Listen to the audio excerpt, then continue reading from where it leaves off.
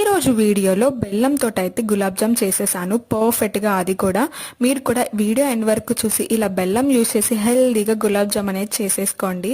And ఇక్కడ అయితే నేను ఫస్ట్ ప్రిమిక్స్ పౌడర్ని మెజర్ చేసి తీసుకున్నాను. 1.5 కప్ వచ్చింది అనమాట.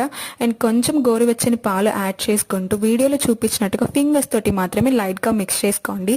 మనకి ఇలాగ ఎయిర్ బబుల్స్ అనేది ఫామ్ అయితే పర్ఫెక్ట్ గులాబ్ జామ్ అనేది రెడీ అయిపోయినట్టే. అండ్ గీ కూడా కొంచెం యాడ్ చేసుకొని టేస్ట్ కూడా చాలా బాగుంటుంది. అండ్ అది పక్కన పెట్టేసిన తర్వాత ఒక 10 మినిట్స్ ఇక్కడ నేను బెల్లం 1.5 కప్ ప్రిమిక్స్ పౌడర్కి 1 కప్ మాత్రమే యాడ్ చేసుకున్నాను.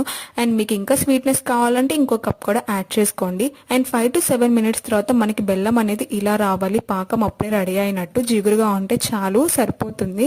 అండ్ మళ్ళీ ఒకసారి తీసుకొని పిండిని మంచిగా కలిపేసుకొని ఇలా చిన్న చిన్న బాల్స్ చేసుకొని డీప్ ఫ్రై చేసుకొని సిరప్లో వేసేసుకోండి. ఒక 10 to 15 మినిట్స్ వదిలేస్తే మంచిగా సోక్ అయిపోయి రెడీ అయిపోతుంది. సింపుల్. అండ్ ట్రై చేసి ఎలా వచ్చిందో కామెంట్